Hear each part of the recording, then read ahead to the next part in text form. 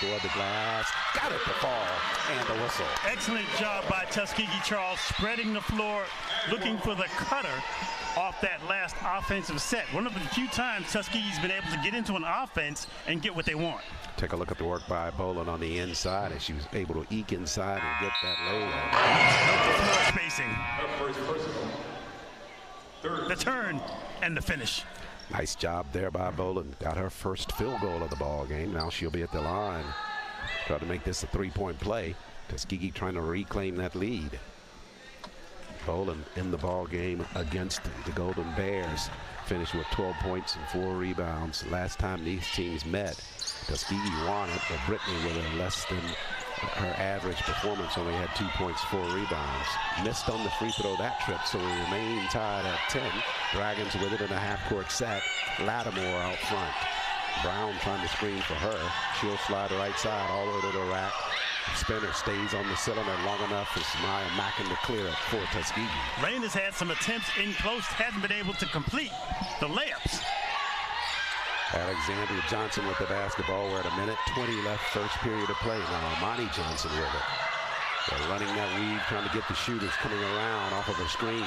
13 to shoot now. Amani bumped out front. Works it to Bobbitt. Sine with 6 on the move in the corner. Got it up top to Samaya.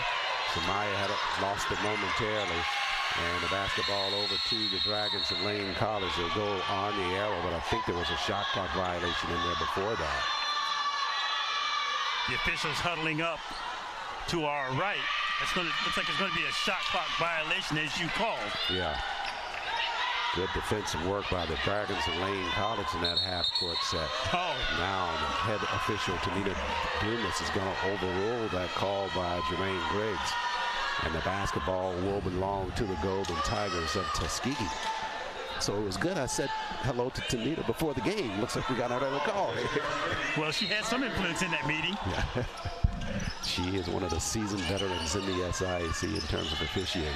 Jumper in the corner by Boland. She missed on that one. Less than a minute remains. Dragons with the basketball. We're tied at 10. Lattimore tried to dump it down low, trying to catch up with that one to shoot it in flight. That one's off the mark. Mackin tied up on the inside.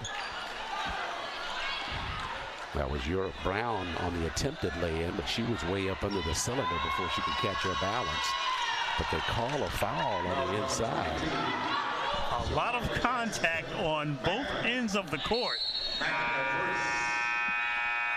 Danielle Bolton now, the junior from Chicago, out on the floor for Coach Wester and Tuskegee. Bolton, 25th in the conference in blocks with 7. Entry pass taken away by Sine, but she can't control the basketball. Back over to the Dragons with 38 seconds left. Good defense, Bolton down at the block. Tapped out of bounds by Tuskegee. So it'll stay with Lane, but good half-court defensive set for Tuskegee. If Lane has one fatal flaw, Charles, it appears that they tried to force shots inside a little bit too much under double teams, and that prevents some of these, what should be layups, from being better shots. They're 4 of 18 from the floor. They'll have another look here. Tuskegee just being out-rebounded at this point. Bobbitt tying it up. Danielle Bolton as well.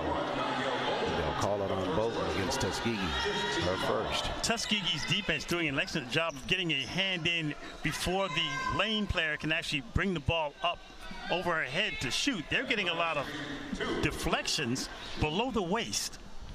At the line, it'll be Europe Brown shooting for the Lady Dragons. Brown on the first free throw. She is good. Brown with her first points of the ball game.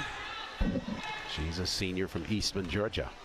Had 13 points the last time these teams met in late January. Got them both there from the line. So gives Lane a 12-10 lead with 23 seconds left. Amani Johnson right side all the way underneath, too deep. Slides it back to Danielle. Banked it up front. And Bolton with her first field goal of the ball game. Excellent find to catch Bolton, who was coming down the middle of the paint at the last minute. 10 seconds left, first half now. Our first period of play. On the move, Lattimore right side all the way to the rack. Nice lead behind by her, protecting that basketball. And she got a field goal just before the buzzer. So with that field goal inside by the Lady Dragons, take a look at that play. Tuskegee, after the end of the first period, leading 14-12.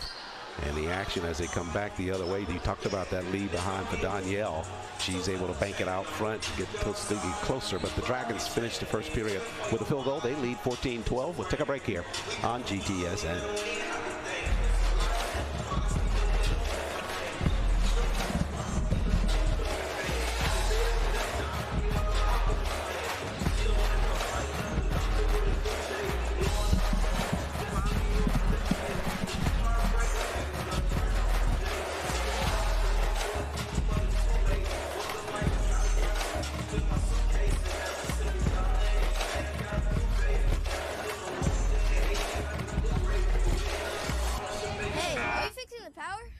Yep, I'm gonna get the lights back on. Yeah, my power went out and I have to start level 14 all over again in our game. Yeah, why didn't mine go out? Well, we have this technology that can stop an outage in its tracks. Why? So less people will be affected during the outage. Why? So you can make the level 15? Come on, Brian. Let's go to your house and keep playing. Good luck, guys. Into the second quarter we go. Golden Tigers trailing 14-12 to the Lady Dragons of Lane College. Lane with it there into the floor. They dump it down low at the block. This is Rivers with the basketball. Now they work it back in the corner. Doubled up there. Tuskegee with the defensive effort. And Europe Brown's on the move right side. Tried to slice through two defenders. And she'll get a break there. A foul will be called on the inside. We talked about the effort, the Tuskegee's defensive team. They've done an excellent job so far guarding Lane inside, but that time got a bit of a rise out of the Tuskegee bench who thought that contact inside was incidental. Bobbitt takes a seat. Cyan Holmes back out on the floor for Coach Wester. Half court set for the Dragons. There into the floor, jumper in the corner. That one's hard. A rebound, but spins back in. Somehow that basketball found the cylinder. So the Dragon lead now is up to 16. Knox give credit for that basket. That's her first field goal. Johnson bounce pass up top to Cantone. This Golden Tigers team trailed by 14 against the #1 seed Miles College Bears on Saturday. Johnson for three, counted for Tuskegee. Johnson got to the spot. Tuskegee did an excellent job of moving without the dribble, finding the open player. To your point about that defense in that ball game that they trailed by 14 against the Dragons, it was their defense that really allowed them to get back into that ball game in the second half. Shot there in the corner. It's partially blocked, and Brown has it now. Turning with the jumper. That one's off the mark by Knox, and a rebound comes clear to Cyan Holmes. Cantone with the rock across the timeline. Lost it momentarily. Gives it back out front to Johnson. She'll work left side. Alexandra got some space. Jumper. Tried to bank it. Missed. Got her own rebound. Slides it across the floor to Cyan. She'll try to save it. Can't save it. And the basketball over to the Dragons of Lane College. Tuskegee doing an excellent job of generating their offense off the miss. On the makes, it allows Lane to set up their defense, bring that pressure that Tuskegee has been having a little bit of difficulty with in the backcourt. 8:22 left, first half of play. 6 field goals for each team. Entry pass down at the block. They work it down low to Rivers and batted out of bounds by Cantone. It'll stay with Lane College. Double B back out on the floor. Bolin replaces Imani Johnson. Imani with a nice couple of quality minutes for Coach Wester. Imani on the season has some of her time on the court cut, but able to step in here, only averaging about 6 minutes per ball game. Left side, Dragons in the corner. Long range jumper there. That one's off the mark, and again they get a second rebound and a second chance there. They work it down at the block, and a whistle there, and a travel violation called against the senior Rivers inside the paint. If Tuskegee has one quality about their defense, their feet are very quick on making the adjustments. Sometimes even when they're beaten or off balance, they can recover quickly. Bolin near the timeline, had it tapped, but it comes back to Brittany. Right side, Alexandria. Trying to get it to Danielle inside. She's calling for it now. Danielle going to work, and a whistle. I think they get a travel violation there on Danielle inside the paint. Post players have to take that deep breath when they get the ball inside. Try to gather, not rush the ball or their shot when they're inside the paint. Danielle departs after that turnover. Jasmine Manuel back out on the floor for Tuskegee. Golden Tigers trail by a point, 16-15. 7:35 left in the first half of play. Charles Ward, Mark Laster here with the call. Jumper out front there. The rimmer's off the mark, and another second chance shot here for the Dragons of Lane College. Sliding the paint underneath the defense, and they're going back the other way. Screen foul. I think they'll call that on Knox. Knox picks up her first. Tuskegee will get the basketball. Home, Cantone quickly across the timeline now for Tuskegee down in the right corner. Lost her dribble up top to Jasmine. Bounce pass to Boland behind the arc. 7:12 left, first half of play. Johnson over to Cantone. 14 to shoot. Cantone on the move. Jumper, foul line extended. Missed that shot. Tapped around. Cyan will get credit for that tap in, but it could have very easily been tapped by Lattimore, who was trying to get the rebound. Give credit to Holmes, though, on the positioning inside to get to that tip.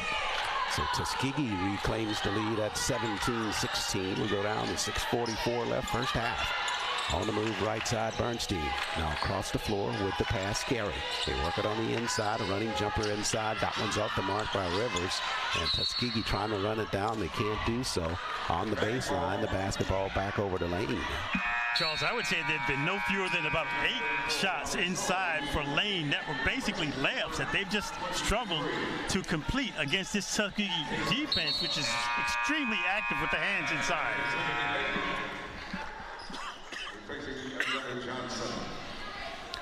6:32 remains. Dragons will inbound it right of their cylinder. They'll push it out front to Rivers. On a weave now. Lattimore has it. Tried to leave behind on the inside, and they throw the basketball away. Nice idea by Lattimore. Rivers just wasn't ready. And what that defense for Tuskegee will do, it'll take you out of your rhythm. Trinity Layton out on the floor now for Tuskegee. Trinity with some quality minutes for the Golden Tigers over the last couple of ball games. Up top, Cantone got space for 3. Alani missed on the shot. Rebound. Boland had a look at it. She couldn't catch it. Dragons have it back the other way. Quick step carry right side. Nice reverse by her to the rack. Missed on the shot though. Had space, got everything she wanted, just didn't complete the shot. Cantone back the other way. Slides all the way to the rack with the right hand. She's fouled. She'll be at the line shooting. It's interesting, Charles, that Tuskegee's offense has done an excellent job of finding the open shooter from the left corner outside the three-point lane. They've had at least 3 or 4 opportunities for that shot. Cantone, at the same time, from the right side of the arc, has found space. They just haven't been able to complete some of those long jump shots. Cantone 69% from the free throw line, 27 of 39. Missed on the first one of 2 this trip. Tuskegee leads by a point. And Halani, the grad student, transferred into Tuskegee from Kentucky State. One more free throw coming to her. She and Brittany Boland announced to that Eurobasketball.com Women's Final Four showcase. And in that showcase, which comes up later this year, they will have an opportunity to be viewed by teams in the international sphere. See if any of them may be interested in signing either one of the Tuskegee players. Half court set as Halani got the second free throw. And on the other end of the floor now, shot out front, the whistle's down low. Cynthia Robinson took that shot for the Dragons, and on the rebound, the arrow was called a jump ball, and Tuskegee will have it on the arrow with 5:37 left first half. Holmes, sorry. Nope, the pressure. Not a violation there, but Shawnee Smith, the official, wants that clock reset here. The thought was, Charles, sorry to interrupt, the idea is that anytime Tuskegee has the ball out of bounds, when Lane can set up their defense, expect pressure. They've got to do an excellent job of just passing out of that instead of trying to dribble out of that backcourt pressure. Indeed, we saw that with Miles trying to do the same thing. Even saw Spring Hill trying to do the same thing. They recognize that they can put that full court pressure on Tuskegee. They're hoping that that will cause some turnovers. But Tuskegee has really started to find a formula for that. We'll talk a little bit more about that after Layton handles this basketball, and she had it taken away near the free throw line. Dragons come back the other way. Tuskegee by 2.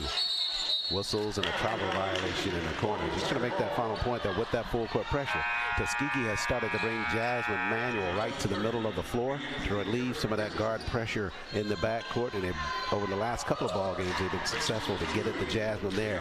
She's taken it across court, then dumped it over to the guards to start the offense.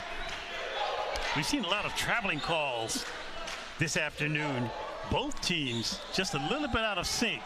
5 minutes remaining in the first half. It's only 18-16.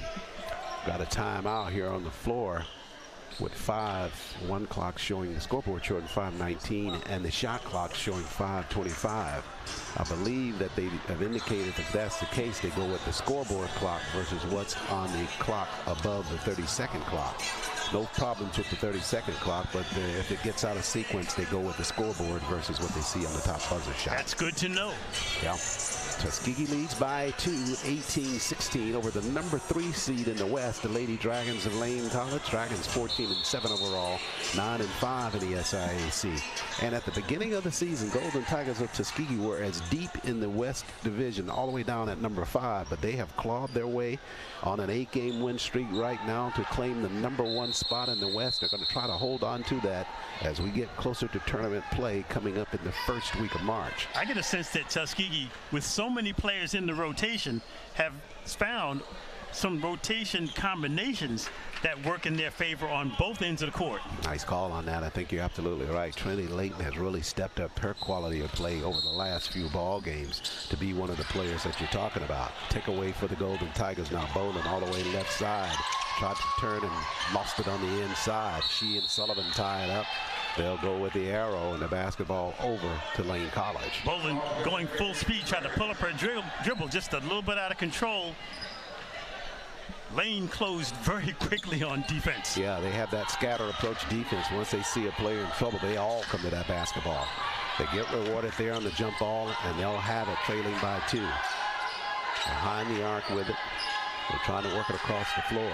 They got it. Long range 3-point shot there, and that was knocked down in the corner by Santia Robinson. Robinson was working on that corner 3 a lot during pregame warm-up. Her first field goal of the ball game. Dragons lead 19-18. Alani up top, Cyan, foul line extended, missed on the shot, short shot there, and the rebound comes to the Dragons of Lane College. They go quick step, and they get it tapped from behind, and it'll stay with the Dragons. Tuskegee got exactly what they wanted, an open foul line jumper. You couldn't ask for any more, just didn't make it. 4:34 remains first half of play. We come to a media timeout here inside Chappie James Arena. The timeout comes with the Dragons leading at 19-18 over Golden Tigers. We'll take a break here on GTSN. Hey, are you fixing the power? Yep, I'm gonna get the lights back on. Yeah, my power went out and I have to start level 14 all over again in our game. Yeah, why didn't mine go out? Well, we have this technology that can stop an outage in its tracks. Why? So less people will be affected during the outage. Why? So you can make the level 15? Come on, Brian. Let's go to your house and keep playing. Good luck, guys.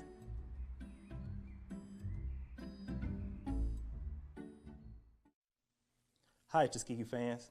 I'm Coach Chad Hall, your head baseball coach. Thank you for listening to the Golden Tiger Sports Network. Back live here inside Chappie James Arena. Nip and Tuck affair so far. Right now, the Dragons up by a point as we get to 4:34 left first half. Charles, here's a thought. If Tuskegee can continue to work the ball to open shooters, if Lane continues to pack the paint, just be confident that they'll make those shots. They'll start to drop. Golden Tigers shot 44% from the floor the last time these teams met. And half-court set now. Layton took it away. And now we're going back the other way. A foul going to be called there against Santia Robinson for the Lady Dragons. Well, you know the expression, shooters got to shoot. Yeah. So Tuskegee get the people open on the spots of the floor where they're not rushed. Those shots will drop. Timeout on the floor, 4:25 remaining. We'll stay here on this timeout. Reminder that men's action comes your way next on GTSN as the Golden Tigers of Tuskegee will look to rebound after that disappointing loss to the Golden Bears of Miles College on Saturday. They led the #1 team in the West by 10 points right at the 4-minute mark remaining in the ball game. Just were not able to stay ahead of the Golden Bears. Hopefully the men don't have any hangover from that game. It'd be interesting seeing what kind of attitude and body language they come out to start the game with. Half-court set for the Dragons after the timeout. Erica Richardson, the junior from Dallas, Texas, handling the basketball. Now pushes across the floor. On the move, left side is Bernstein. And looks like they lost it down low. Good work by that Golden Tiger defense. Bernstein with the rare turnover. A little bit hard on that dribble, just lost control out of bounds. Bowling with it for Tuskegee coming up across the timeline. Cantone just in front of the Dragons bench with 4 minutes left first half. 17 to shoot for Tuskegee. Trinity Layton with the basketball way out front. Lost her dribble, and they'll get her for a travel violation. Here's one thing I like about Cantone for Tuskegee, Charles. Once she made the pass, she continued to move and cut without the ball. Her teammates would be wise to watch her after she makes the entry pass, follow her where she goes. If she gets to the open spot on the floor, give it back to her. Yeah, that was what she was known for in her style of play at Kentucky State, and I know Coach West was happy to have that as a part of her offensive arsenal now. 3:49 left first half. Long range jumper from way out front off the mark by Richardson. Brittany Boland runs it down in the backcourt over to AJ. Alexandria in the corner to Alani. Alani runner. Got it to the rack. She's fouled. She'll be at the line shooting. Cantone tried to float that one in instead of using glass, but she did an excellent job of carving space along the baseline and getting it up. They call that foul on Erica Richardson. That's her second. Team foul number 3 on the Lady Dragons. Adamore back out on the floor now for Coach Serena Dixon. Another thing you notice about Cantone, Charles, that she plays a lot of minutes and doesn't seem to be any more winded for that wear. She does not breathe very heavily. She's at the line now, but she's played most of this first half. And she averages 33 minutes per ball game. That's good for 4th overall in the conference in time on the floor. She and Brittany Boland, they don't get many chances to come off that floor for Tuskegee. Second free throw was good. And Tuskegee ties the ball game with Cantone hitting that field free throw. Back the other way to the right hand. The shots missed inside. Alexandria Johnson just took it away from the Dragons inside. Had 2 of them on top of her, but just ripped that basketball away. 3:17 left. Tuskegee and Lane tied at 19. AJ slides it right side now. Jasmine's going to come out with a screen. They had the roll that they wanted. Johnson lost the basketball. Cyan picks it up. It'll stay with Tuskegee. 10 to shoot.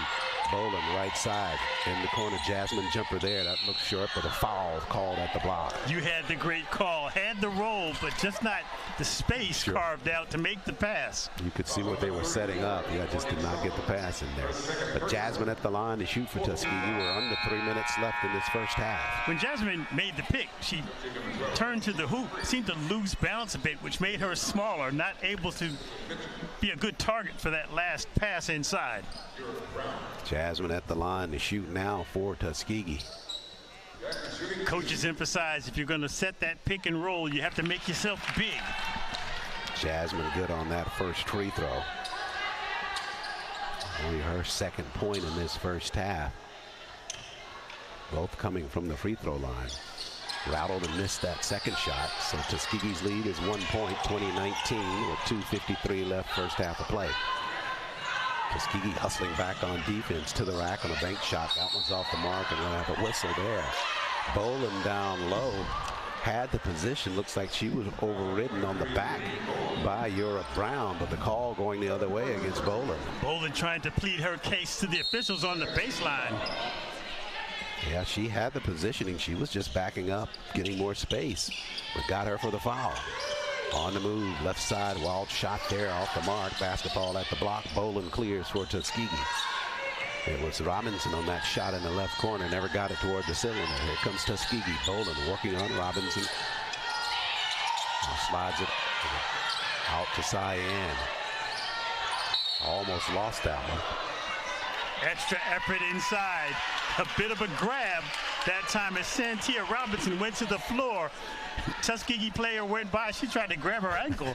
The referee said, "We're not going to have that this afternoon." No, not in my line of sight, right?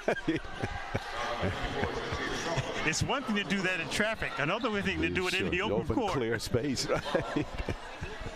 She went pleading her case to Jeremiah Griggs, but like you referenced, Mark, he was like, no, come on. Technical foul called after that play. We make light of it, but the problem with that last grab is that you can actually cause a pretty serious injury if a player going full speed in that situation. Tuskegee at the foul line. That's why they don't give that type foul that much credence or space. When they see it, they're calling it because of what could actually happen in that type situation. Brittany at the free throw line shooting the technicals for Tuskegee, and she got them both from the free throw line. The good news for Tuskegee, they also will have the basketball at half court with a 3-point lead. Good news, as you referenced, Tuskegee will have the basketball. I was trying to get a quick word into Nita Dumas, the lead official, to see who that tech was called on. Showing Robinson, and she was the one that was involved in that situation. They may have gotten hit up with that tech after that. Not an altercation, but questioning the officials afterward. Nonetheless, Tuskegee leads 22-19. Jasmine inside the block right side. Lost her dribble, got it back out front to AJ. Alexandra got space, jumper, knocked it down. Excellent form and rotation on that last mid-range jumper. Alexandra, the senior from Little Rock, and if you'd seen her play at the beginning of the season versus what you're seeing now, makes all the difference in the world. She transferred into this program, took a little bit of time to get her legs up under her, but she has really come on real strong for Tuskegee. And a whistle down low on the Dragon end of the floor. She's also a highly spirited player, one of those players that other teammates seem to gravitate to in terms of words of encouragement and energy. They got Cyan for the personal there. That's her first, and that'll send Rivers to the line shooting for the Lady Dragons at Lane College. We were over here shooting some promos earlier in the week on Wednesday. Had a chance to get the women and men's team together here inside Chappie James. It was really just a fun opportunity to get to know some of the players just in a more relaxed type setting. And when we got it there, most of the women came out first. That's both free throws and missed there, and Tuskegee back with the basketball. And I'm just calling them, trying to get them all set for the picture. I just call name by name. It's like, oh, he knows my name, right? It's like, yeah, well, we only call all your games, right? Just goes to show you how something like that really sparks a player to let them know that they've got somebody in their corner. Holmes with a jumper. She doesn't need a corner for that one. She got that one in open space and knocked it down. She's got 6. Made up for the jumper from the free throw line with that last shot. Got a long memory, huh, Lass? A minute 13 left. Running jumper left side, and that one's knocked down by Yura Brown. Shooter's got to shoot. She should keep taking that shot if she's open. Full court pressure. 62 seconds left first half. Here comes AJ left side. Down in the corner. Cyan. Tuskegee up 26-21. Doubled out front is Alexandria. She'll slide past that right side to the rack. Got it to spin forward, and they'll count the basket for AJ. The move and the kiss on the playground move on the baseline. A little bit of extra conversation after that last play. Looks like maybe a couple of technicals called here, but we'll take a look at that action on that play by Alexandria back on the other end. And that Vibes Restaurant 3-point basket there. Spinner to the rack. The body control after absorbing the contact and the kiss off the glass to complete the layup. Now these teams during pregame were going at it verbally, not directly, but they were chanting at one another. And I think it's carried over a little bit to this first half, as we only have 51 seconds remaining. There's been a lot of physical play inside, a few collisions, and on this last kerfuffle, players started talking about it. Well, one of the things is Tuskegee went into J.F. Lane Gymnasium up at Lane in the middle part of January, won a ball game there, 63-48. And, of course, that's going to be momentum for the Dragons coming here on the road against Tuskegee. But you take out the larger picture overall, this is their 41st meeting. And Tuskegee with a commanding 34-6 lead in that series. That dates back for a while, but that dates back before a lot of coaches changes at Lane that have really, really improved that program. Well, you made the point earlier, Charles. No one likes to get swept. And Lane has nothing but thoughts of retribution in mind for that first loss in Tennessee. So I think they hit each team with a technical. And it will be Alexandria Johnson shooting at the line for Tuskegee. Since they offset, I don't think there's any shooting involved in that. Now, here's what's interesting about this. The officials have let a lot of contact go in this first half. After that last scrum, you may see this game being called a little bit tighter just to get things a little bit more under control. 51 seconds left first half. Tuskegee with a 28-21 lead. This is their largest lead of the ball game as Alexandria Johnson caps off a three-point play with that free throw. Near the mid-stripe with the basketball now. The Dragons come across the timeline with a pass to Carey. Long three-pointer by her. Rebounds on the floor. Alexandria runs it down for Tuskegee. 38 seconds left first half. Tuskegee going to play for a quality shot here. Up top, Cantone with the basketball. She'll slide left side just in front of the Dragon bench. Doubled out front. Lead behind for Boland. 14 to shoot. Double B on the move. Got a head fake entry pass. Jasmine back to Alexandria for three. Looks good. Back of the iron though.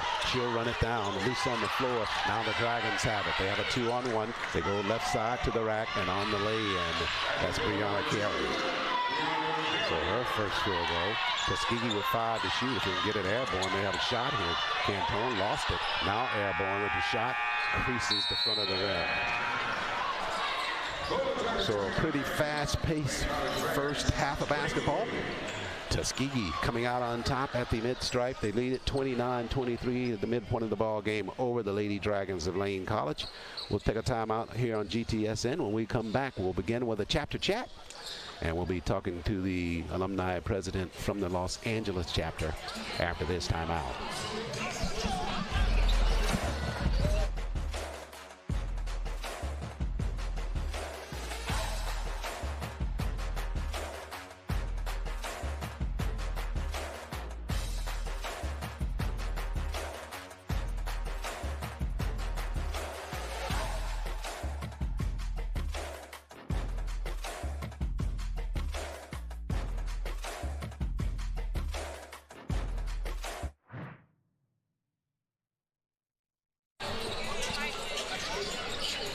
Back live here inside Chappie James.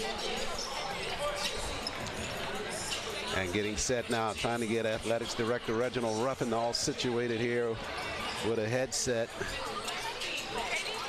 But he's got such a loud voice, he probably doesn't even need a microphone.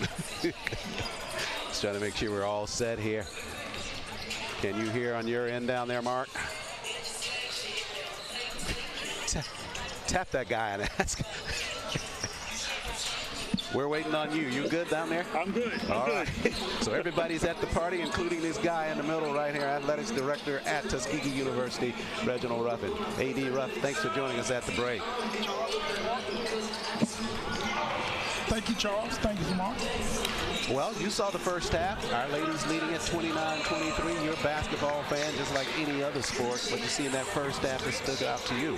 We got to rebound better, stop the ball. They're dribbling towards the basket. We got to cut it off, and hopefully we'll get some better defense second half and going to put us out. Going for their 9th consecutive win. That has just got to be just when we think about where this team was at the very beginning of the year to where they are now, they have just made a remarkable turnaround. Well, Coach Weston, she's done a great job recruiting. You know, when she had so many transfer student athletes in here, you know, you got to put that all together. I tell like football coaches, basketball coaches, baseball, softball, when you get a group of transfers in here, you got to put that thing together where everybody's on the same page on one accord. So I think they're all gelling together now with the women's basketball. I think Coach Weston got all of them playing well. Defensively, you win with championship by playing good defense. A.D. Ruffin, just to shift gears a minute, we talked about it just a bit in the pregame, but what a great honor it is for Tuskegee to be invited to participate in the NBA All-Star Weekend, playing this weekend against Morehouse College. Talk about the upcoming weekend and what you have planned in terms of festivities for Tuskegee. Well, first off, we have a great leader in our president, Dr. Mark Brown. You know, what he's doing and what he's came here, his vision for athletics, student first initiative. So we're very excited about his leadership, his vision. So then we go out here in San Francisco for our brand. Tuskegee brand's like no other. You know, it's Black History Month, Tuskegee Airmen.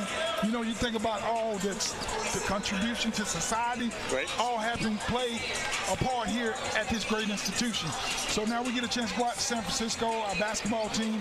They've been playing, competing hard, you know, playing good Morehouse College football, basketball team, our basketball team. So we're very excited that our team is beginning to gel a little bit. You know, we had a tough one Saturday against Miles College, but for me, these guys can go out and represent. Our alumni out there in that West Coast is unbelievable. They just, the reception, having the president sending off for our basketball team, our band, our cheer.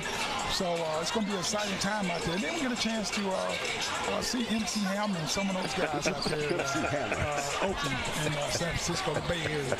Well, it's a tremendous honor and the exposure that Tuskegee will receive just in sheer mentions during the weekend, not only on that Saturday, but you know you're going to get some mentions on Sunday by the NBA crew. So definitely congratulations to you and President Brown for having Tuskegee in position to get that type of exposure.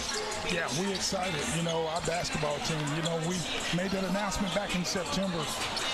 That was a whirlwind for these guys. And these guys get a chance to showcase their talent in front of the NBA, because there will be some NBA talent, you know, superstars there at the All-Star game there on Saturday. And so then these guys get a chance to go and witness and have an opportunity to go to the slam dunk contest, three-point shooting contest, the NBA All-Star game, the celebrity game. So these guys get a chance to have a first-class experience. That's why you come to Tuskegee for this first-class student experience that these guys are going to have this weekend. One thing we've always commented on in terms of being a part of the program from a broadcast perspective, while you were head coach here and then athletics director and now in the sole role of athletics director, you have never spared an expense for that student experience on the road, from the hotels to what they're able to do in those cities. And you can't find many ADs that will really get behind their programs like that and just really show these student athletes what they mean to you as a department and to the school overall. Well, you know, first you can see it's the standard. You know, we are the standard. We try to set the standard. We try to be the standard. And just give these students just the best experience while they're here. I always say when you give, they give back in return. And we want them to have the best experience, because when they make all this money by graduating from this great institution, they won't mind donating and giving back to their alma mater, their university. But no, Charles, to answer your question, I just believe, man, I played at the University of North Alabama. You know, we had great facilities and we had first class everything. And when I got here, that's what I wanted, that same experience for our student athletes. And President Brown has done an awesome job in just giving me the opportunity to go out and fundraise, go out and raise the money and do what we need to do to support athletics. And the band also. Now the band is under my leadership, you know, with our cheer, our band. We one umbrella, we one family, we one heartbeat, we one love. And so I'm excited about that with Dr. J, the band director. We're trying to grow our band, grow our athletic program, win the championship, because the standard is the championship. The standard is our band championships. When they go out, battle of the band and all of that stuff, the standard is winning championships. championship. And you don't do that by being mediocre. You don't do that by being satisfied, going 500, being satisfied, badly beating teams that don't have the resource in this conference. We have to set the tone, set the bar.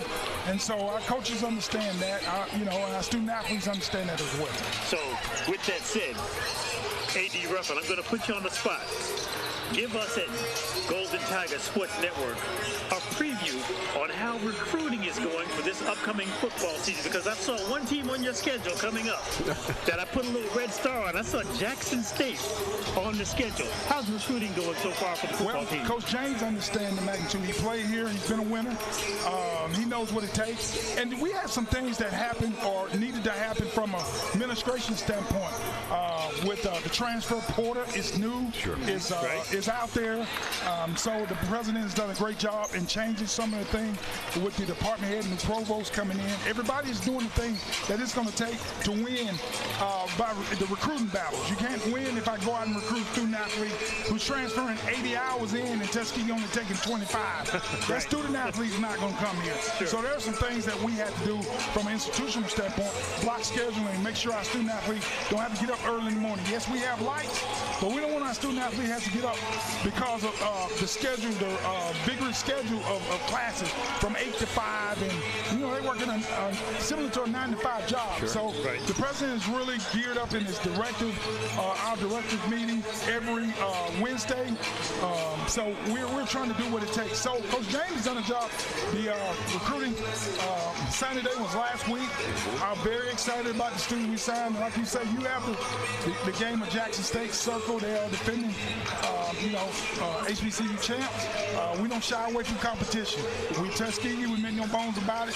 So our thing is we got to get ready for Winston-Salem, the Red Tail Classic. Sure. I'm not worried about Jackson State. I'm worried about us getting through spring ball, getting stronger, getting bigger, getting faster, and getting tougher where we can compete and win the conference championship. Well, it's all about winning the championship. Charles and I both noticed the last video game about the third quarter.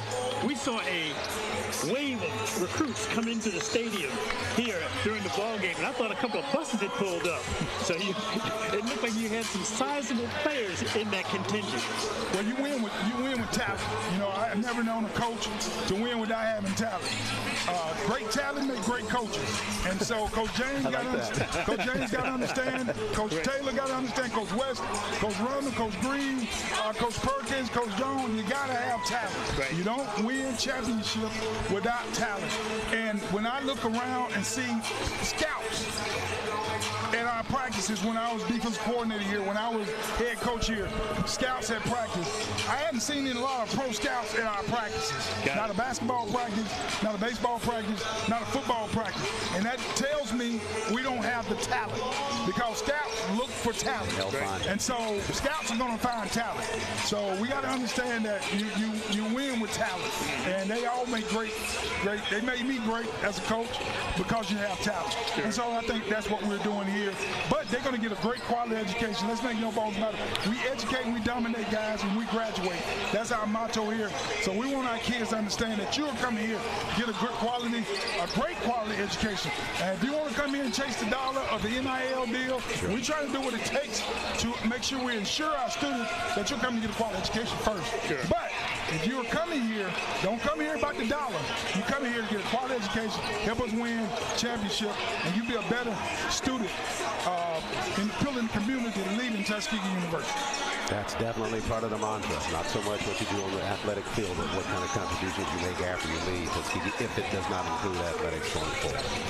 A.D. Ruffin here at Tuskegee University, leading this department and really leading it the right way in terms of influencing these students and helping this program grow to what it needs to be, to continue to be the brand that everybody looks for in the nation. A.D. Ruff, thanks for joining us at halftime, brother. Thank you, Charles. Thanks, Mark. Thank you so much. I appreciate you guys. Thank you, Golden Tiger Sport Network. Appreciate you guys for all you do. We'll take a break here. More basketball action ahead on GTSN. STEM careers are one of the fastest growing fields, yet women of color comprise less than 10% of the workforce within these high-paying jobs. Tuskegee University is changing this. In 2018, we were awarded a grant from the National Science Foundation to develop computer science career awareness for young African American women. In 2019, we established the Campaign for Leadership and Excellence Scholarship. It provides future female engineers with financial support to pursue their educational goals. Today, Tuskegee continues to educate African American women in STEM fields, empowering them to pursue their chosen careers and providing the foundation they need to transform science, medicine, and technology. If a STEM career is in your future, explore what Tuskegee can offer you.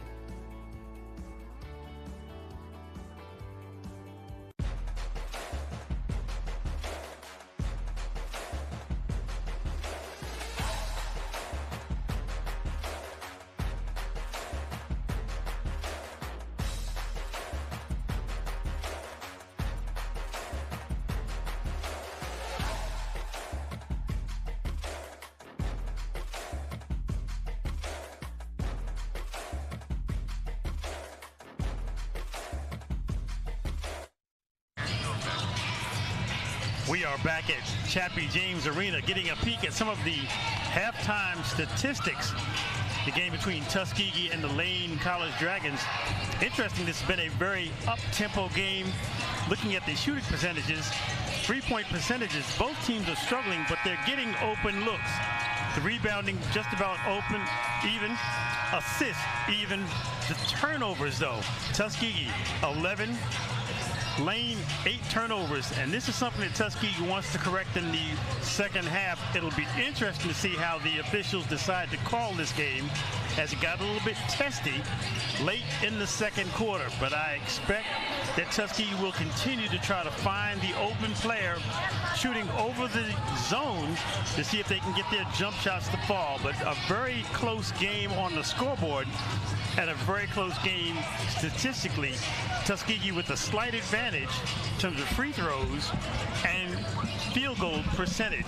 Lane missed a chunk of inside layups. You can see that 24%, 9 for 37. Tuskegee can be thankful that Lane struggled from inside. Charles? You take a look at some of the overall numbers. We'll take a look at some of the numbers from the teams in this ball game. But the Dragons at Lane College, led by Bernstein, she had 7 points. Got a lot of that early in that first half of play. They also got 5 from Brown was Janiah Brown. She had 5. No other player with more than 4 for them. For Tuskegee in the first 20 minutes, they were led by Boland with 7 points. They got 8 from Cyan Holmes, and they got 6 from Jasmine Manuel and 4 from the correction. That was Cantone with the 7 and Boland with 4 in that first 20 minutes for Tuskegee. So set for second half action. Tuskegee with a 29-23 lead. Glad you could spend some of your Saturday with us here on our Monday night here on the Golden Tiger Sports Network. I got weekend fever. I was about to check my clock for a second. I'm here on a Saturday. I know you were watching the you may have a little Super Bowl hangover from yesterday. It throws you off a bit because that game closes so late. Sure, starts so late, and as you guys say, go into the late evening. Set for second half action. Hughley back out on the floor. Cyan Holmes, Helani Cantone, Jasmine Manuel, and Brittany Boland. The initial 5 for Coach Wester. Back set to start the second half. They lead 29-23. Hughley with it out front. Picked up defensively by Lattimore. In the corner, Holmes square to the jumper. Cyan missed on the shot. LaDeja got a rebound. Kicks it to Jasmine. She'll backpedal behind the arc now. Bounce pass to Boland. Boland lead behind Cyan. Across the floor, Cantone. Cantone on the move, left side underneath the defense, and she'll be at the free throw line. Cantone actually had an open look from the left side. Thought better of it. Decided to drive to the rack. Gets the call, but Tuskegee, again, they're going to get looks. The question is, do they decide to shoot over this zone defense, this heavily packed defensive lane, or try to drive it to the rack? Golden Tigers in the first 20 minutes of play from the floor, 10 of 23 at 44%. Tracking pretty close to what they did last time when they played. They averaged 44% from the field, 23 of 52 when they played in January. Alani got the first, and she runs them both good for Tuskegee. So Cantone with 9. Dragons half-court set. Hughley takes it away on a loose ball. LaDeja across the timeline for Tuskegee. She was sidelined for a good part of that first half with the 2 personals. Cantone behind the arc, fires a three. Alani leaves it hanging in the air. She knocks that one down. Her second three-pointer of the ball game. And Tuskegee builds a 34-23 lead. Tie up on the inside. Sullivan and Manuel. They'll go to the arrow. It'll stay with Lane. On the previous time down the court, Charles, it was the presence of Manuel that forced Lane's offense out of rhythm. Manuel standing tall in the paint. Half court set for the Dragons. They'll push it in the corner. Lattimore squares for three. Drains it in the corner for Lane. So Lattimore with her first field goal of the ball game. Takeaway in the backcourt and the missed shot on the inside. Lattimore got a rebound. Holmes commits the foul on her. And Taylor Lattimore, the senior from Memphis, she'll be headed to the line. LaDeja Hewley pats herself on her chest saying, my bad, it was my fault for not making that outlet pass higher. She got caught in a bit of a trap. Hewley's only 5'5", so Lane taking advantage of their height advantage. Lattimore good on the first free throw for the Dragons. 8:51 left in the third. Sinks them both from the free throw line. She's got 5 in the ball game. They will stay in that full court pressure. We talked about this in the first half to see if Tuskegee does not become unraveled by this full court press. Hughley to Bobbitt. Over to Cantone, still in the backcourt. Tapped around, taken away by the Dragons of Lane College. Europe Brown, runner, not a foul, and a whistle. What Lane is doing, Charles, they're getting deflections off the passes. They're not just getting straight interceptions. They're getting enough hands on the ball to disrupt Tuskegee's rhythm, and other players are coming in, cleaning up, and in transition, they're getting to the rack. Brown will be at the line shooting for the Lady Dragons. Tuskegee's lead has been cut now to 34-30. 8:39 left in this third period. 1-1, missed on that shot. Rebound to Jasmine for Tuskegee.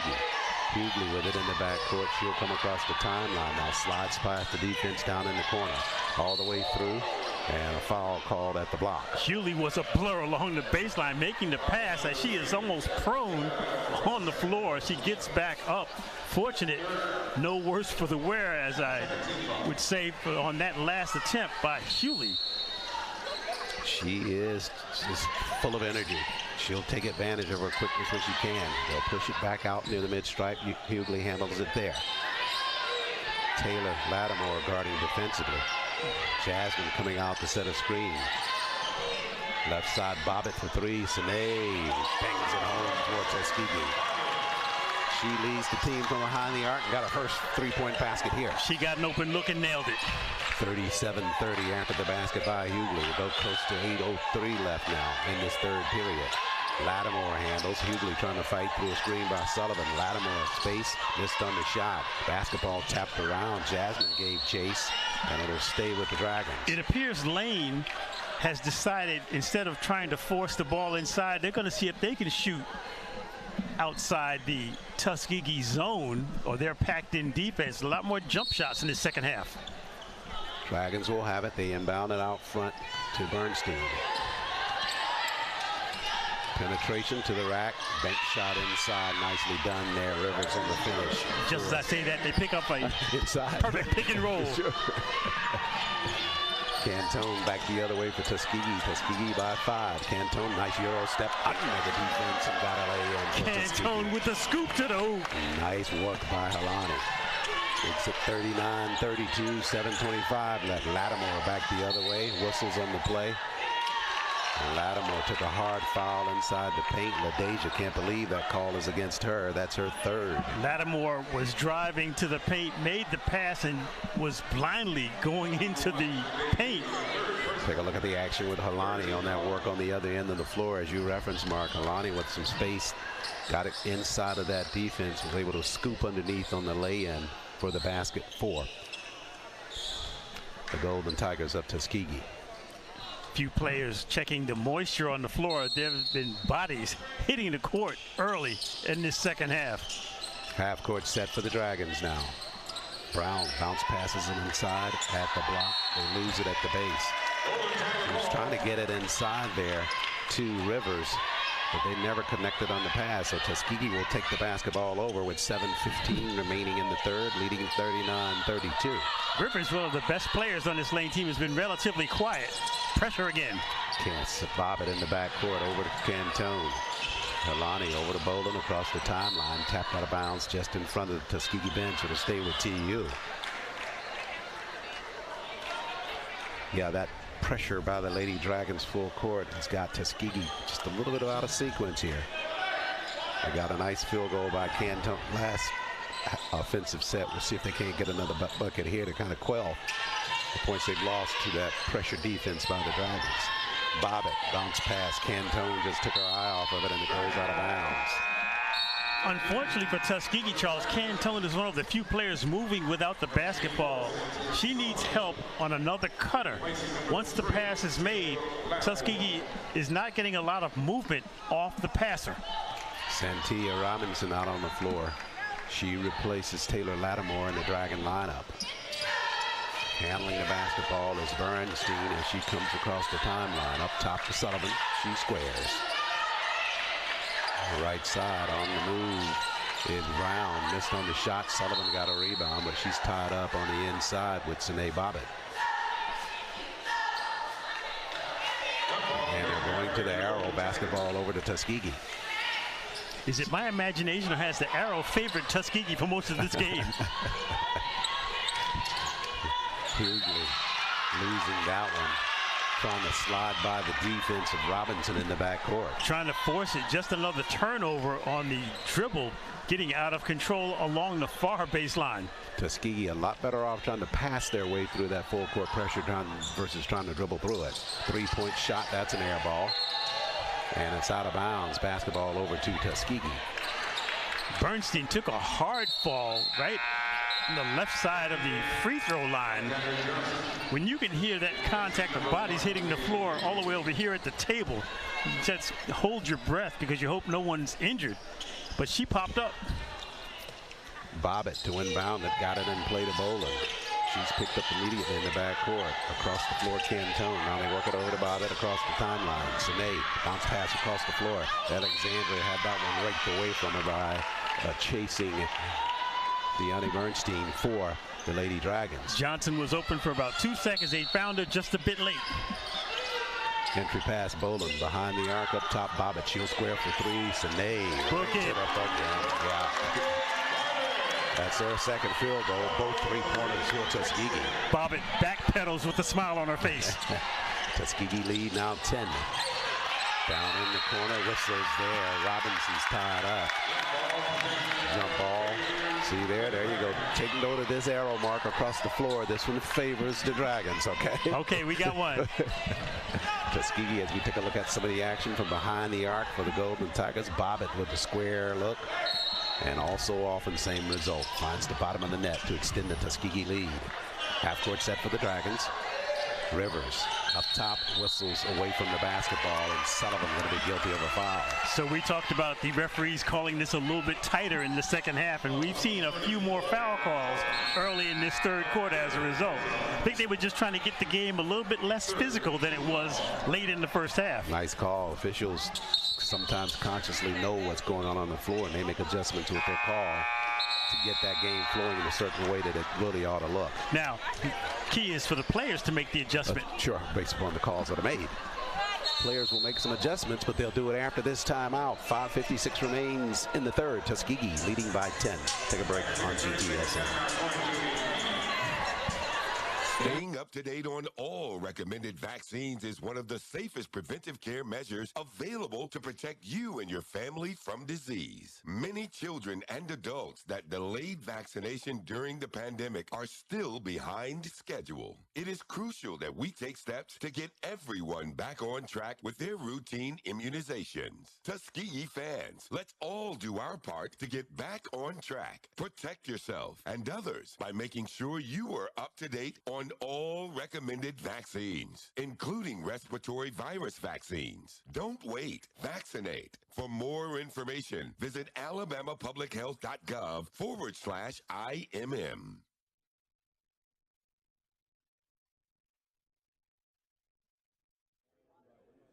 Hello, this is Lana Bartley, the winningest women's basketball coach in HBCU history, and this is the Golden Tiger. Bartley, legend down at Fort Valley State University in terms of women's basketball, not only in Fort Valley but across the nation. You want to talk about a very aggressive defensive team. Lonnie Bartley put one out on the floor year in and year out to become, as he referenced, the leader in HBCU women's basketball wins. After the timeout, Tuskegee full court pressure, Bowling with it in the backcourt. Now Cantone handles. Halani with 14 in the ball game. She'll come across the timeline. Down in the corner. On the move is Johnson circling back up top. Got some space all the way through, right side bump, and she'll be at the line for GU.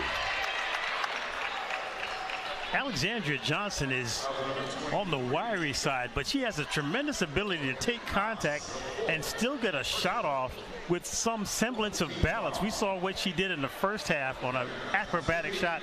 This time she felt contact and still got that shot off in the vicinity of the rim. Johnson in this first half of play already with 8 points. Horace Cantone with 14. But as we referenced before, Alexandria coming into this program just found her legs and really has started to take off for the Golden Tigers of Tuskegee. She comes off the bench as the 6th person in that lineup for Coach Weston, but she could very easily be in the starting 5. Well, the good news also, Charles, she gives them another ball handler in the backcourt who has some quickness to fight this pressure that Lane is attempting to assert on Tuskegee. Yeah, one of the big differences, you heard Coach A.D. Ruffin talking about it in terms of Coach Wester recruiting a lot of junior college players coming into the program, or players transferring in. She recognized that was one of their biggest problems a year ago. Whenever that pressure was applied, guards just could not handle it. That's what her mission was, to go out and make sure she had a solid stable of guards. Johnson got them both from the line. Long 3-point shot there, batted around. Alexander trying to run it down. She'll do it in stride. 2-on-2. Now she'll pull back. Now cross dribble by Johnson. Across the floor, Bowling. Up top, Cantone. Halani waved by the defense. Halani, front of the iron. Bowling got it. Another look for TU. Nice ball movement. That would have gotten a rise out of the crowd. No doubt. They wanted that one. They go downstairs to Jasmine. Jasmine turns into paint. Good over look. to Bowling. Bowling can't finish. Down at the block. Good look. Rare miss by Brittany down at the block. Back the other way quickly is Bernstein. All the way through. She left hers short of the mark. End-to-end basketball. A lot of action. Not much scoring, but it's action. Under 5 left here in the third period. Tuskegee up by 12, its largest lead. Jasmine with it inside the paint. Whistles, and they'll get her for a travel violation. She was being defended inside. Turned. Player for Lane went down. Janiyah Brown, who can physically compete inside. There was a lot of contact. The officials called it against Tuskegee. 4:46 remains in the third. We'll come to a media timeout here inside Chappie James. We'll step out for a quick break as well. Hey, are you fixing the power? Yep, I'm gonna get the lights back on. Yeah, my power went out and I have to start level 14 all over again in our game. Yeah, why didn't mine go out? Well, we have this technology that can stop an outage in its tracks. Why? So less people will be affected during the outage. Why? So you can make the level 15? Come on, Brian. Let's go to your house and keep playing. Good luck, guys.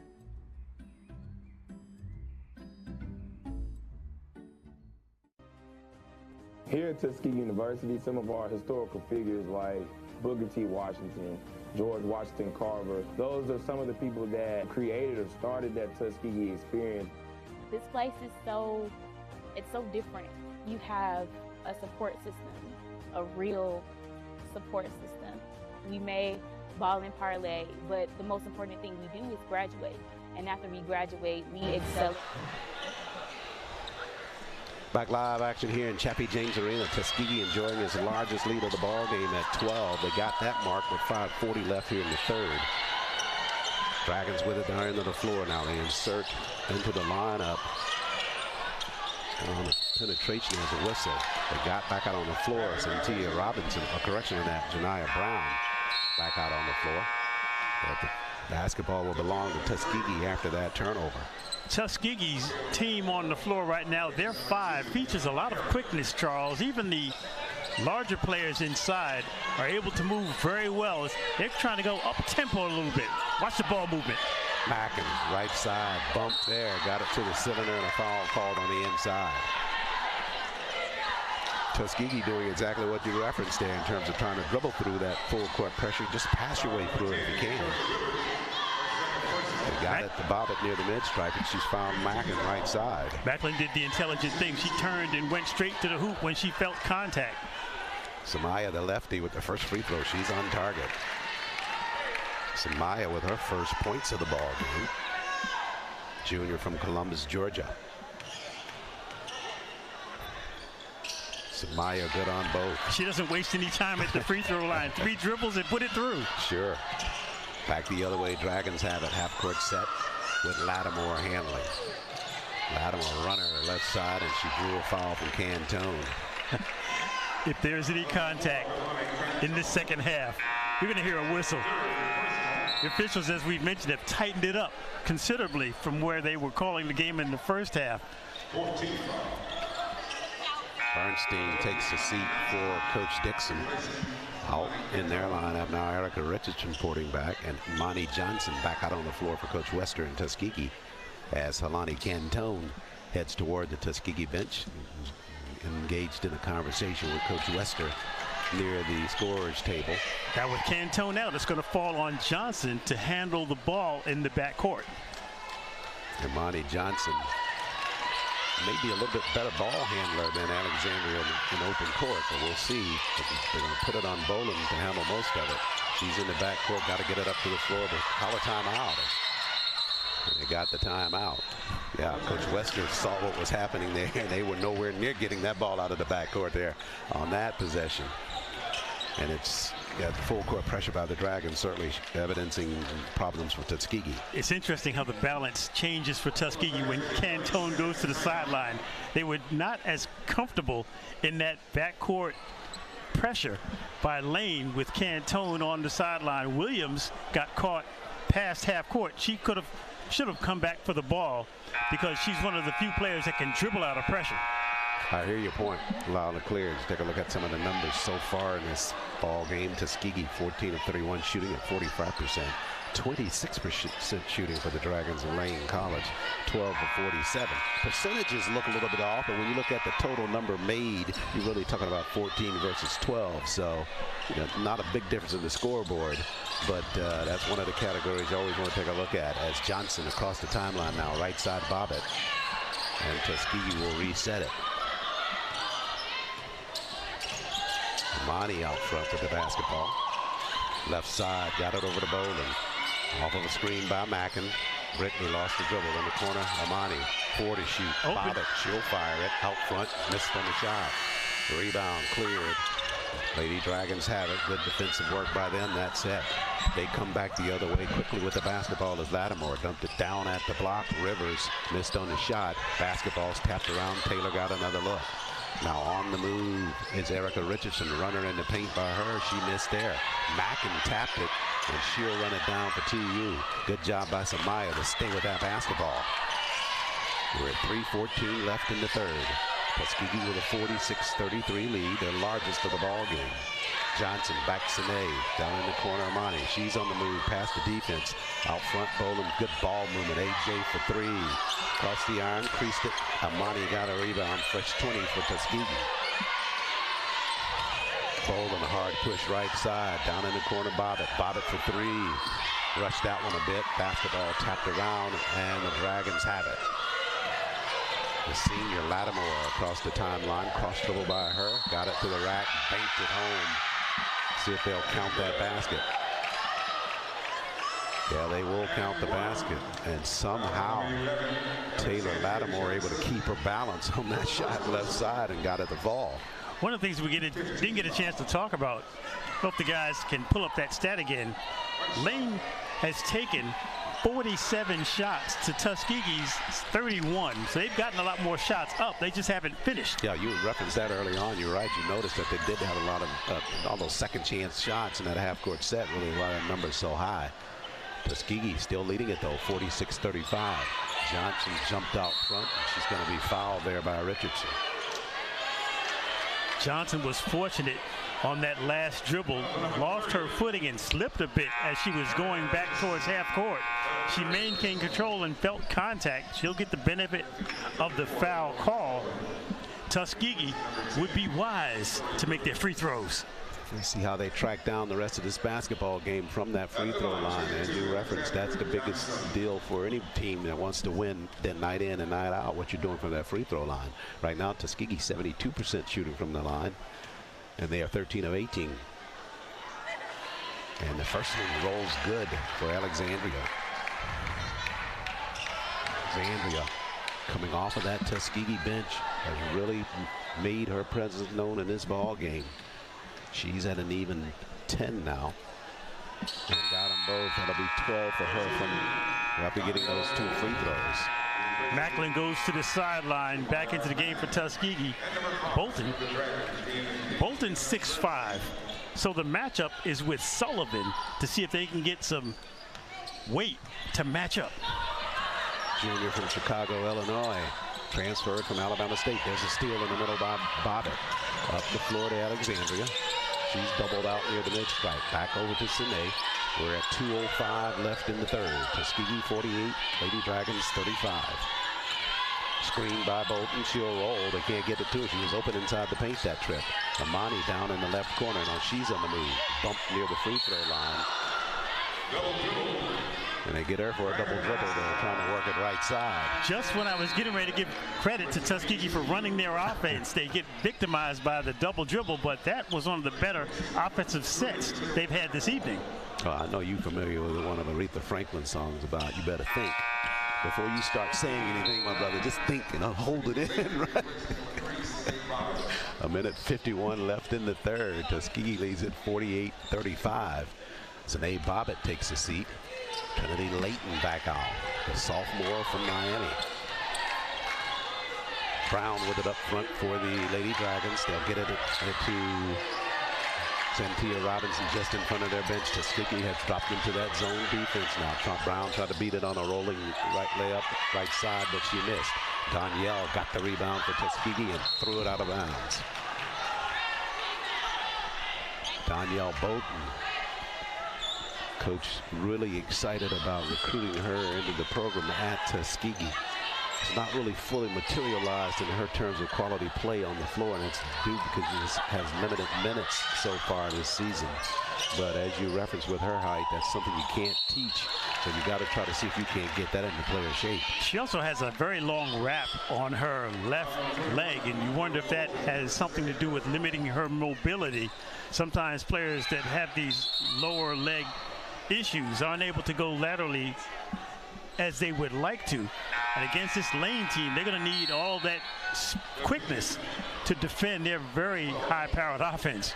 That's a great observation that you got on Danielle Bolton for Tuskegee, because I've noticed that during the course of the season that with that wrap, she seems to be favoring that leg a little bit in certain situations, and that could be hampering her from just being fully explosive Tuskegee on both ends of the floor.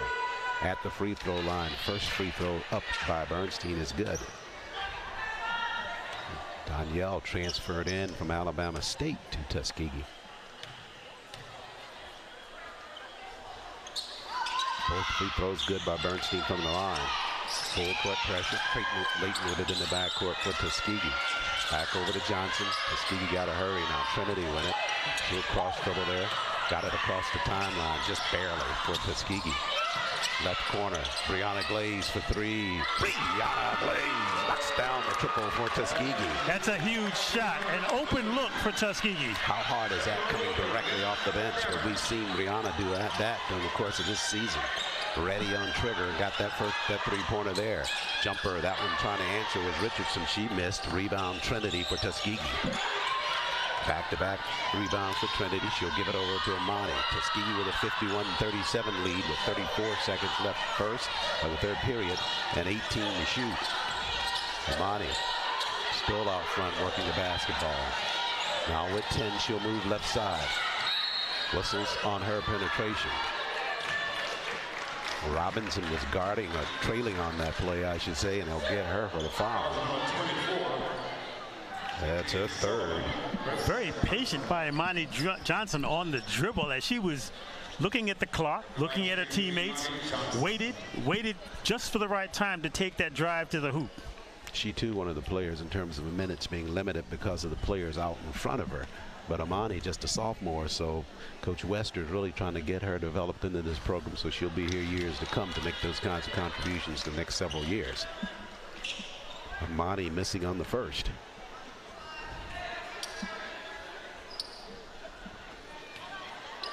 Tuskegee with the 51-37 lead, trying to take their second and win mark to 9 in a row as Amani hits that second free throw. First points of the ball game for Amani. 22 seconds left in the third. Tuskegee with a 52-37 lead as Lattimore comes across the timeline. TU settles into that zone defense. Brown on the move right side, content to try to slide underneath there. Couldn't get there. Blaze got the rebound for Tuskegee. Outlet to Alexandria, and she'll come across the timeline. Amani right side now. Nice pitch by Amani. Floater by Amani. Banked it up front. Couldn't get it to fall just before the buzzer.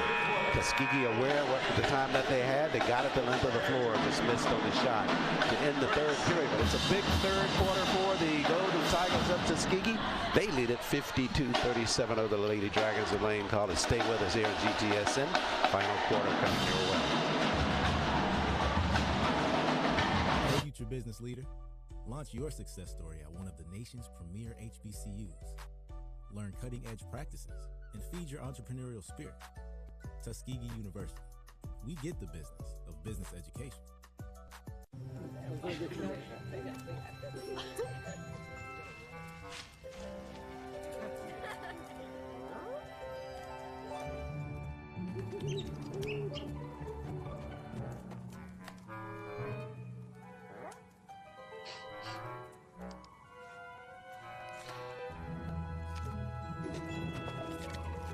For 5-star backyards, Yellowwood brand pressure-treated pine. If it doesn't have this yellow tag, you don't want it. Back live here inside Chappie James. Golden Tigers up to Tuskegee. They're 15 of 35, shooting from the floor at 43%.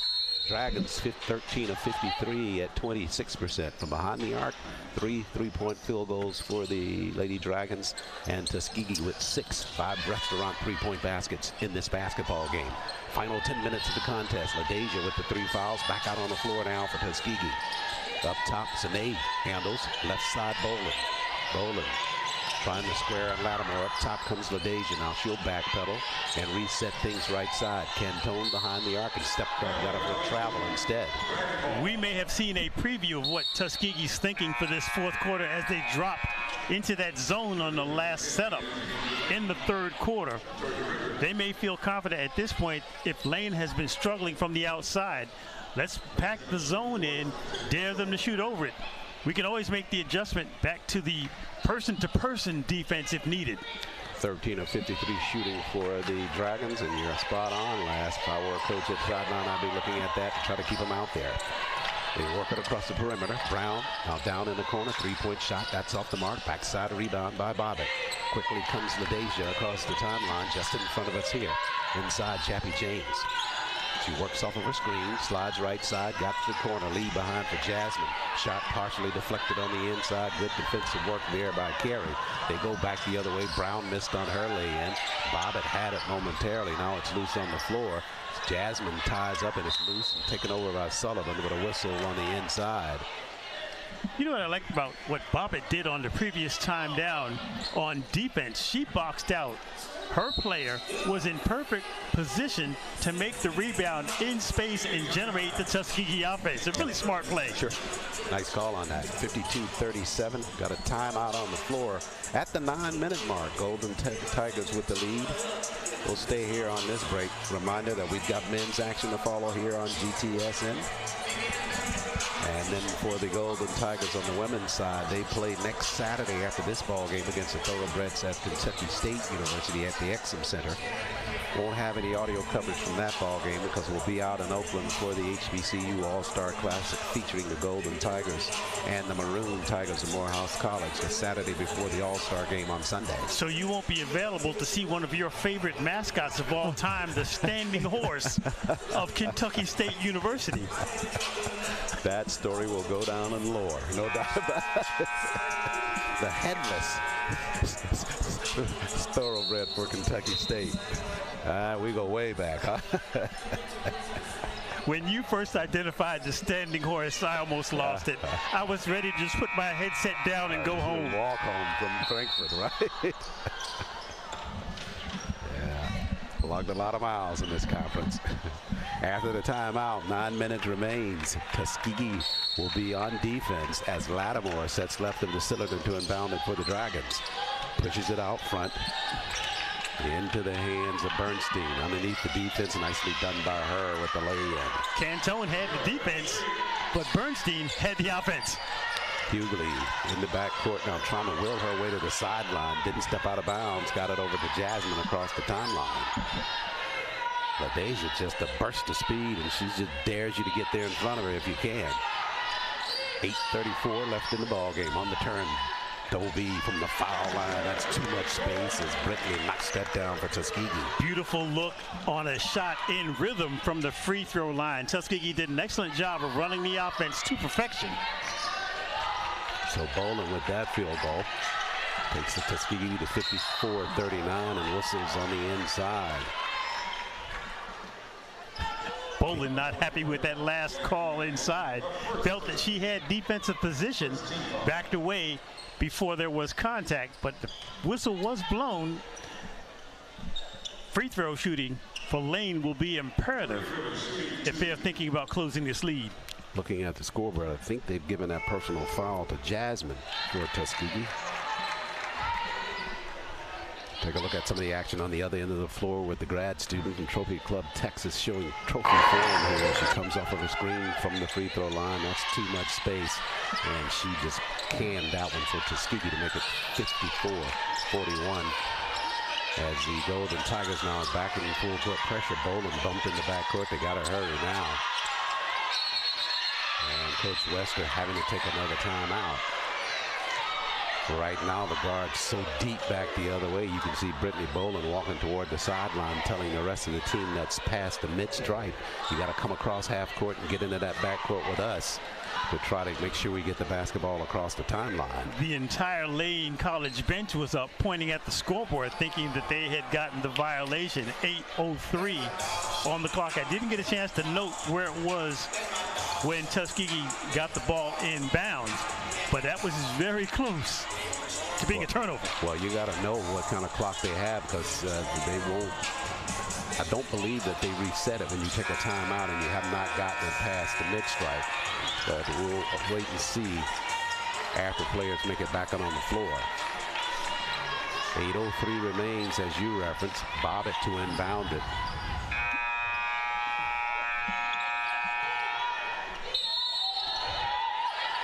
They look up the floor, trying to get it up that way. It's Badditt, indication that they don't have much time on that shot clock. Bobbitt had thoughts of going deep to Cantone in the corner, but thought better of it. And they're showing 21 seconds on the shot clock here, so maybe they have the full complement. Yeah, they're going up the floor. Cantone got to hurry, got it to the rack, and a foul down low. Cantone lands awkwardly on her back, pops up. That's one of those hold your breath calls.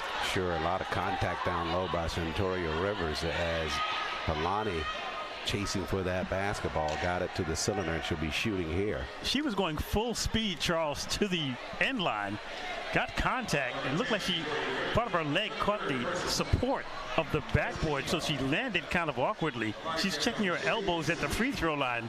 No blood, no foul so far. Cantone with the free throw. Oh, good. Didn't get that one to stay. Thought that one may fall for her, but it danced on the rim and came out. Cantone in this ball game at 14 points for Tuskegee, the leading scorer in the contest overall. Coming from the free throw line. And Cantone knocks it down. Let's take a look at how she got to the free throw line, taking that work down inside at the base of the support, as you referenced. We'll try to pick that one up later as the shot clock is off. The shot is off by the Dragons on the inside. Tuskegee back the other way. Hughley now with 3-on-2 across the floor to Cantone and threw it behind her. Hughley rushing, had another player to her right. Bobbitt was wide open, getting to her spot at the three-point line. So the turnover, it was touched last by the Dragons of Lane College. So fortunately for Tuskegee, they will keep the basketball. Lattimore takes a seat for Coach Dixon. She'll counter back now with Cynthia Robinson on the floor. Bolin inbounds it to Cantone out front. 7:40 remains. Tuskegee trying to take their win streak to 9. They can hang on here with a win. Cantone got space on the lead behind and knocked it down. Cantone went behind her back with the dribble. Smooth as butter with the jumper. 16 for Helani. Half-court set now for the Dragons of Lane College. Tuskegee enjoying their largest lead now, 57-41. Robinson, long three-point shot, missed on the shot. Cantone with great block-out positioning there. Basketball over to Bolin, but it's Cantone's work that got the basketball to Brittany. It's good to have a smart ball player on your team. Sure. That's called a screen out. 7 minutes left here in the contest. Tuskegee up by 16. Cantone lost the dribble over to Bobbitt.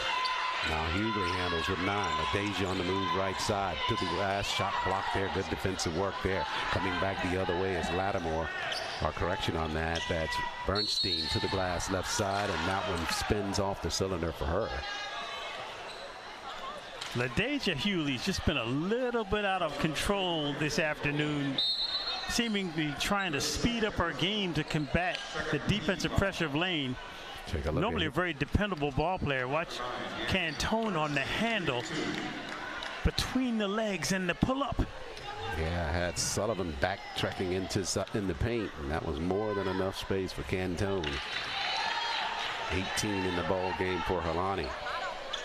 Last 2 ball games, she had 9 points and 5 rebounds in the win against Miles. And the last time these teams met in January, she had 8 points and 6 rebounds. Both free throws good from the line from Bernstein. And Tuskegee now with Bolin in the backcourt. She'll creep her way across the timeline. Hughley at the right block, slides all the way through. Bobbitt for 3. Sine missed on the shot. Jasmine waiting on the rebound, but it came clear to Bobbitt instead. Tuskegee with a fresh 20. Take your time. Jasmine calling for the foul, and a whistle block out front by Cynthia Robinson for the Dragons. Julie trying to get to the corner, just put her shoulder down. Felt contact from Robinson, who is a little bit slow on the lateral footwork against the very quick Hughley. Out on the floor now for Coach Dixon, Brianna Carey, the senior. Brittany Bolin just down to our left, set to inbound the basketball for Tuskegee. 6:18 remains. Bolin out front to LaDeja. She's guarded by Richardson. Cross dribble by Hughley left side. All the way to the rack. Spins on the layup with the right hand. Missed on the shot. Quickly back the other way comes Richardson. They got 3-on-2. She tried to dump it down low, and Bobbitt took it away. Now that leads to a run out by TU. Cantone, Hughley, right side. Out of control. She'll slow it down and bring it back out to Bobbitt. Smart play by Tuskegee. You got an ally now in the arena. The clock. It's 5:47 remaining. Tuskegee leading 57-43. Bolin, cross dribble, right side. Back out to Hughley. 7 to shoot now for TU. Hughley down in the corner. Cross dribble, pushes with a reverse lay-in. Missed on the shot there. She looked in the corner. She saw Cantone wide open down there and just comes right up immediately saying, "My bad." It's a wild shot by Hughley. Tuskegee has no need to rush their offense once they get the ball across the half-court line. They've got to take a deep breath, get into a set, look for a good shot. Absolutely right. You want to make that clock your friend and burn down as much as you can before you take a shot. Hughley goes to the bench.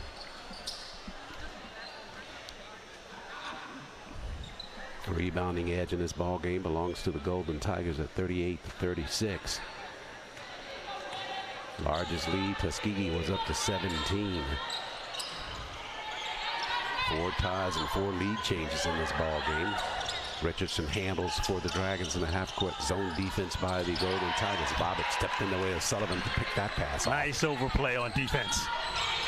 Alexandria Johnson back out on the floor, works it down at the block to Danielle Bolton, and Bolton commits to travel violation at the block. Take a deep breath. Check your footwork. Now, Tuskegee's gone a little bit bigger, Charles, with LaDeja to the bench. They should have a much better time defending against Lane College inside. Tuskegee going to stay in that zone defense. Richardson behind the arc, down to our right in the corner. We're under 5 minutes remaining now. She'll work it to Sullivan. Bounce pass at the block. I don't think she saw somebody cutting, but nobody there. Tuskegee's defense once again turning out to be the strength of this ball club. They'll take the basketball over after the turnover down low.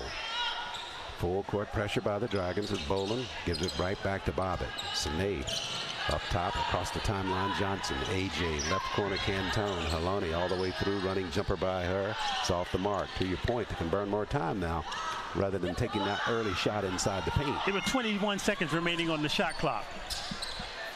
Back at the block, Bolton trying to come up with a steal down low. The shot's off the mark, but Sullivan got a rebound. And a foul going to be called down on the Dragon end of the floor. So it's simple math, Charles, and I'm no math major and I don't like numbers, but inside of 5 minutes, you got to be thinking, milk the clock at least under 10 seconds. No need to rush your offense.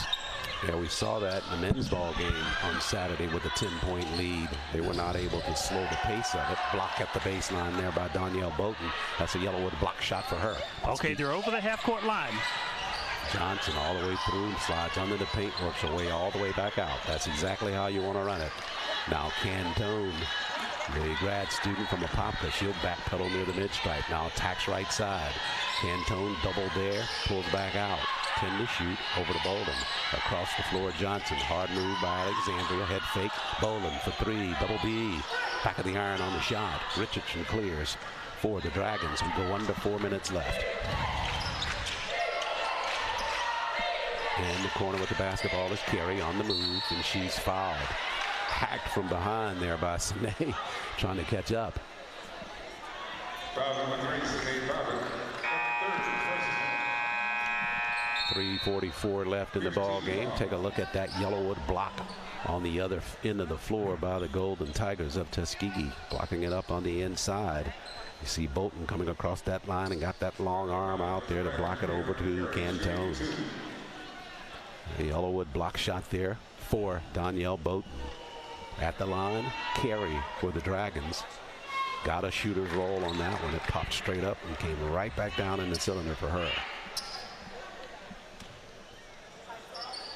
Second of two coming from the line for Carey. Carey, 2 points in the ball game. Missed on the second, but they got a rebound on the inside and a tie up there as Lattimore beat Johnson to the block there to get that rebound and putback. She beat two players to the ball who didn't box out for Tuskegee. Very active play by Lattimore, getting back to the free throw line. Now the good news for Lane is that they're able to put points on the board without any time elapsing on the clock. They get exactly what they want. Absolutely. When you're trailing, that's exactly what you want.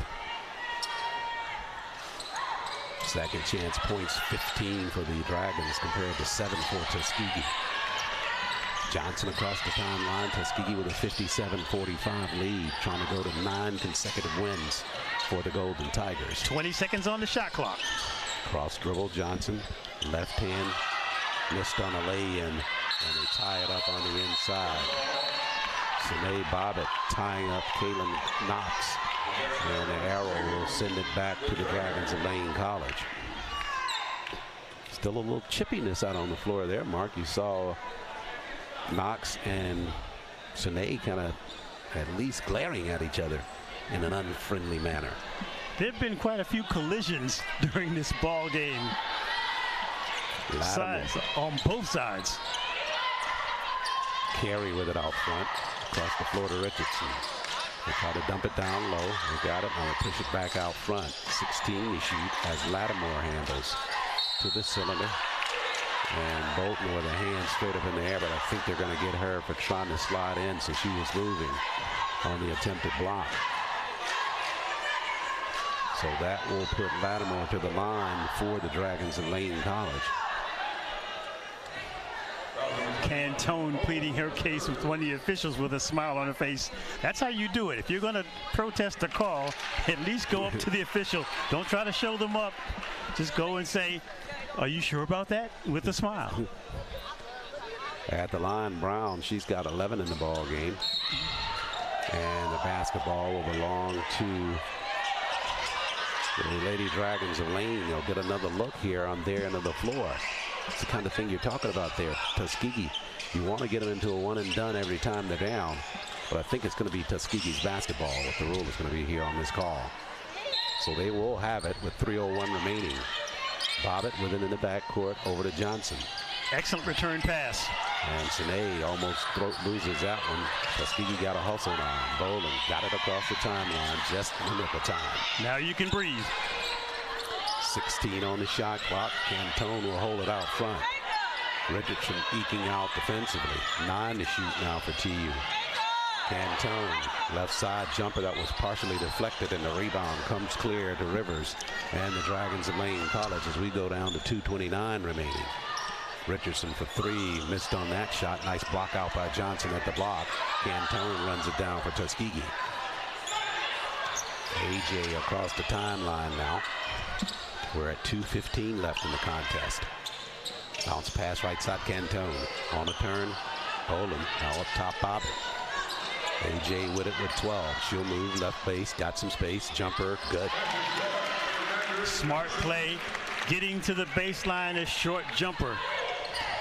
Alexandria making that look real easy. She's got 12 in the ball game. Back the other way. Basket on the inside by Rivers. Tuskegee leads 59-46. Bobbitt gives up the opportunity for a 3 there to pull things back out front. Sine, a senior from Killeen, Texas, with a wise choice there. Now she'll have it again outside the arc. 10 to shoot. Johnson in the corner now. She'll circle up top, partially deflected. 6 to shoot. Cantone, she knows it behind the arc. Trying to get some space, got some space. Jumper, back of the iron. Bolton got a rebound. Big rebound. Fresh 20 for Tuskegee if they can hold on to it. Bolton had it stripped on the inside. Bolton was trying to carve out space while maintaining her pivot foot. Got hit and rescued by the contact of Lane. She was very close to a travel on that, but she'll go to the free throw line. Result of her effort on the offensive glass. Minute 13 left, and a good call on that because she did work it on the inside to keep it alive and was trying to find that cylinder. And in jeopardy of almost losing that plant foot. Did not, so she's at the line to shoot for Tuskegee. You know, with as active as Lane's defense has been, you're a big person getting a board for Tuskegee. They're going to be 2, possibly 3 players swatting at you, bumping you, trying to knock you off your spot. Fortunate to get to the free throw line. Especially this stage of the ball game with so little time left. Bolton tried to bank that one. She missed that one, but the rebound, Alexandria Johnson. And she will come back out near the mid-stripe to reset things with 20 seconds on the shot clock. 65 seconds left in the ball game. 10 to shoot now. Alexandria works out front. Now 8. She'll slide left side all the way to the rack. And good block down low for the Dragons. Good defensive work there by Knox to block the shot. But Tuskegee will have it. They'll have only 3 seconds to shoot though. I like how she used her body to get to the rack, trying to shot with her left hand and not the right. Picked up the contact. Tuskegee with the ball out of bounds. Bolton with it. Almost had it taken away. She's got to get it airborne. Not aware of that. They don't get it before the shot clock. Brittany just did not know where they were time-wise there. She had some space. I think she was thinking more or less pull it out and run more clock. They just did not have that luxury that time down. 51 seconds left. Golden Tigers appear to be on their way to their 9th consecutive win. Long range 3, and that one's knocked down by Brown. Brown way downtown. 38 seconds left. Tuskegee leads 59-51. Richardson trying to jump out on Alexandria defensively. 16 to shoot. Richardson trying to block Alexandria. She got some space with a jumper. Didn't need to shoot that. They had 10 left in that sequence. Maybe all academic at this point, though. Whistles and a travel violation there by Brown. Alexandria Johnson didn't get the shot, but she got back on defense to pester the lane player enough to cause the turnover. Tuskegee now, all they have to do is cross half court and go home happy. Indeed. Trying to make it in the last 10 ball games, going to 9-1. They'll win their 8th straight here this afternoon. A correction, their 9th straight here with a win. And that's the way it will end here inside Chappie James. Tuskegee wins it 59-51. They go to 9 wins in a row under head coach Deontay Wester, and things just continue to roll for this team from Tuskegee. Slow start for them, but after they got the rhythm and got the legs up under them, just dominated in terms of half-court play, and that defense really enabled them to really get the offense going. I like what Tuskegee's doing, Charles, using a very deep bench to keep fresh players in the ball game. That really triggers their defense, because you've got to have effort to play defense, and fresh players that you can trust is a great plus for this team. Indeed, you're right. You look at some of the names that came into this ball game. Brianna Glaze, she was out there. Trinity Layton of late. Danielle Bolton out on the floor. All these players coming off the bench and making contributions to the Tuskegee win this afternoon. 59-51 as you take a look at the ending stats for this ball game. Tuskegee's field goal percentage at 18 of 51, or 35%. For the Dragons, they were at 26%, shooting 16 of 62. Rebounding edge slightly in favor of the Dragons of Lane College. Turnovers, Tuskegee with more turnovers. 17 for the Dragons of Lane College. Tuskegee with 21. But Tuskegee, despite some of the numbers, able to come in at home and win this ball game. The numbers for Lane are really mystifying. They got up 62 shots and only converted 16 of them. Tuskegee shooting a lot fewer shots. They didn't really set the world on fire, shooting 35%, but they made the best of their three-point attempts. They shot 6 for 17, as you mentioned. 35% from 3 is something that you can be proud of. For the Dragons, they got 13 points out of Bernstein, and they got 12 from Janae Brown coming in off the bench for them. For Tuskegee, they were led in scoring. Helani Cantone with 17. Alexandria Johnson, she finished with 14 for the Golden Tigers. Only 2 in double figures, but more than enough for them to win this ball game. Something to fix for Tuskegee, Charles. 21 turnovers. That's something that I'm sure they will discuss and try to correct before their next ball game. Yeah, they average 16 per ball game, so that 21 is a far cry north of where they want to be. Nonetheless, Golden Tigers win it 59-51. They take their win streak to 9 in a row as they defeat the Lady Dragons. Second time they defeated the Lady Dragons this season. 59-51. Lady Dragons fall to 14-8 and 9-6 in SIAC play. And the Golden Tigers sitting at number 1 in the West. They go to 14-8 and 11-4 in SIAC play. We'll take a break now. Get you set for men's action on the Golden Tigers Sports Network. Front half of the equation already in favor of the Golden Tigers on the women's side. We'll see what the Golden Tigers are able to do with the Dragons of Lane College. All of that just ahead here on GTSN. Hey, are you fixing the power? Yep, I'm gonna get the lights back on. Yeah, my power went out and I have to start level 14 all over again in our game. Yeah, why didn't mine go out? Well, we have this technology that can stop an outage in its tracks. Why? So less people will be affected during the outage. Why? So you can make the level 15? Come on, Brian. Let's go to your house and keep playing. Good luck, guys.